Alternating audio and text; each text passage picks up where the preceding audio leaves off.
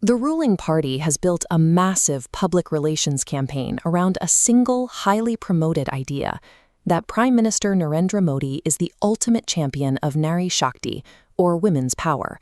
To see this narrative in action, look at the passage of the 2023 Women's Reservation Bill. Guaranteeing 33% of parliamentary seats to women, it was presented as a definitive victory for gender equality in India. But the implementation details reveal a complication. Despite passing with an overwhelming majority, 454 votes to just 2 against, the law does not take effect immediately. Instead, it has been postponed to an unspecified future date. This raises a difficult question.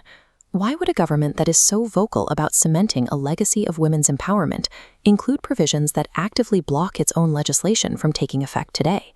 The bill is currently unusable because it is legally tied to a new census and a national redistricting process. This link shifts the focus away from immediate representation and toward the technical machinery of future elections. The 2023 bill contains a specific legal requirement. A population-based redistricting would transfer political weight away from the southern states and concentrate it heavily in the more populous northern Hindi belt. This chart tracks the party's actual history of empowering women. Over the last decade, the percentage of female candidates they nominated grew slowly, starting at 9% in 2014 and reaching only 16% by 2024. The long delay in the reservation bill, combined with the party's slow internal progress, suggests that women's empowerment is being used as a popular justification to pass the far more controversial delimitation process. If the state is willing to delay women's rights to gain future influence, we must also look at how it behaves when protecting women conflicts with its existing alliances.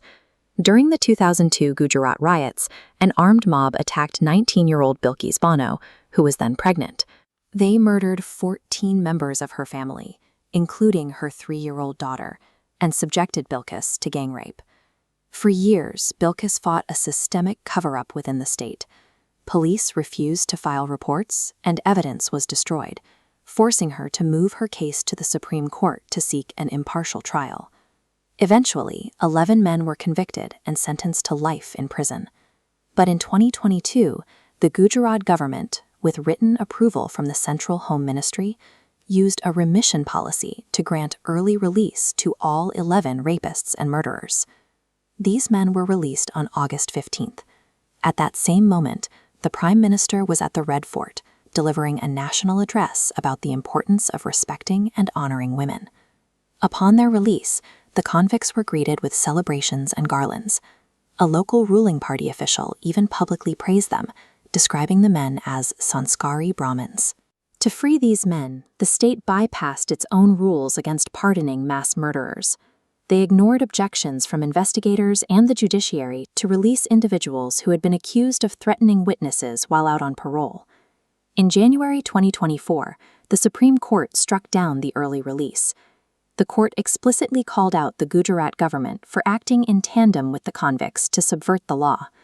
This judicial victory came after a survivor spent 22 years fighting the state machinery that today claims to be the primary protector of women.